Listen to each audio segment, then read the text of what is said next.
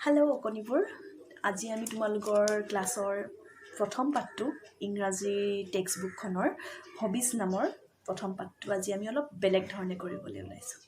আশা কৰোঁ তোমালোকে বুজি পাবা আৰু ভালো পাবা। তেন্তে আৰম্ভ কৰোঁ। আমি সকলোৱে আজৰি সময়ত বিভিন্ন ধৰণৰ কাম কৰি সময়বোৰ কটাওঁ। আমি বিভিন্ন খেল খেলি ভাল পাওঁ। গান গাই, নাচি, ছবি আঁকি, ৰং কৰি, কিতাপ পঢ়ি বা ফুৰিও ভাল পাওঁ। এই কামবোৰে আমাক আনন্দ দিয়ে। মানুহে কয় জীৱনটো সুখৰ কৰি তুলিবলৈ কামৰ সমানেই খেলা ধূলা কৰাৰো প্ৰয়োজন। যিবোৰ কামে আমাক সুখ আনন্দ দিয়ে সেইবোৰকে হবি বুলি ক'ব পাৰি। হবিক আমি দুটা ভাগত ভাগ কৰিব পাৰোঁ, ঘৰৰ ভিতৰত আৰু ঘৰৰ বাহিৰত। ডাক টিকট বা মুদ্ৰা সংগ্ৰহ কৰা, গান গোৱা আদিবোৰৰ ঘৰৰ ভিতৰতে কৰাৰ বিপৰীতে বাগিচা সজা, ভ্ৰমণ, সাঁতোৰ, ফটোগ্ৰাফী, পাহাৰ বগোৱা আদিবোৰ কাম আমি আকৌ ঘৰৰ বাহিৰতহে কৰিব পাৰোঁ। এতিয়া মোৰ লগৰীয়া কেইজনমানে কোনে কি ভাল পায় আমি চাওঁ আহা। মই নিতা। মই গান গাই বৰ ভাল পাওঁ। গান গাই মোৰ হবি। মই বৰগীত গাই ভাল পাওঁ। তাৰোপৰি মই শাস্ত্ৰীয় সংগীত শুনিও বৰ ভাল পাওঁ। সদায় ৰাতিপুৱা মই গান গোৱাৰ অনুশীলন কৰোঁ। যেতিয়া মই হাৰমনিয়ামখন উলিয়াই সুৰ কৰোঁ তেতিয়া মই বৰ আনন্দ পাওঁ। মোৰ হবি হ'ল ছবি অঁকা। মই মোৰ ছবিবোৰত ৱাটাৰ কালাৰ ব্যৱহাৰ কৰোঁ। মই যলৈকে যাওঁ মোৰ ছবি অঁকা সামগ্ৰীবোৰ লগতে নিওঁ। মই প্ৰাকৃতিক দৃশ্যবোৰ আঁকিবলৈ ভাল পাওঁ। যেতিয়া মই অকলশৰীয়া অনুভৱ কৰোঁ মই নিজকে ছবি অঁকাত ব্যস্ত ৰাখোঁ। মই মোৰ ছবিবোৰ অতি সাৱধানে ৰাখোঁ। মই বিভিন্ন ছবি অঁকা প্ৰতিযোগিতাত অংশগ্ৰহণ কৰিছোঁ আৰু বহুতো পুৰস্কাৰ লাভ কৰিছোঁ।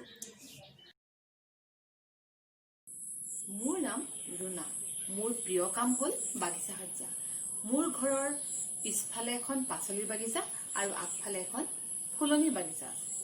মই মোৰ ফুলনি বাগিচাৰ বাবে বিভিন্ন ধৰণৰ ফুল সংগ্ৰহ কৰি বৰ ভাল পাওঁ। নতুন নতুন ফুল ৰুই আৰু তাত পানী দি মোৰ বৰ ভাল লাগে। প্ৰতি ৰাতিপুৱা মই ফুলবোৰত পানী দি তলবোৰো চাফা কৰি দিওঁ। মই মোৰ স্কুলৰ ফুলনি বাগিচাখনো চোৱা চিতা কৰোঁ। ফুলনিৰ বাঢ়ি অহা ফুলবোৰে মোক বৰ আনন্দ দিয়ে। মই বাগিচাত কাম কৰি নিজকে একদম সবল আৰু সতেজ যেন অনুভৱ কৰোঁ। মই বিভিন্ন প্ৰজাতিৰ উদ্ভিদৰ বিষয়েও জ্ঞান আহৰণ কৰিছোঁ।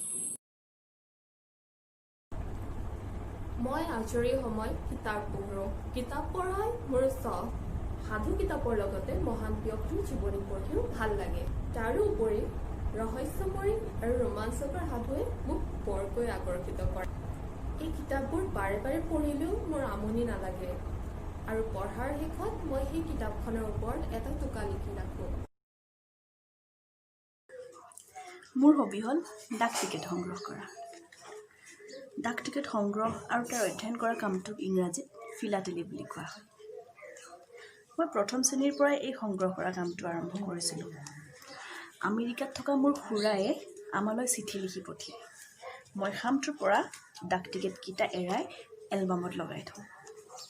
ককা আইতা, মা দেউতা আৰু মোৰ শিক্ষকে মোৰ এই কামটোত কৰি চোৱাত উৎসাহিত কৰিছে। মোৰ বহুখিনি টিকেট সংগ্ৰহ কৰা হৈছে। সেইবোৰ সংগ্ৰহ কৰি মই অধ্যয়নো কৰোঁ।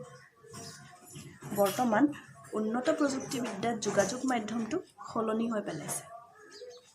যদিও মানুহে ইমেইল, SMS, MMS এইবোৰ কৰি যোগাযোগ কৰে, তথাপিও পুৰণি যোগাযোগ ব্যৱস্থা এতিয়াও হ্ৰাস পোৱা নাই।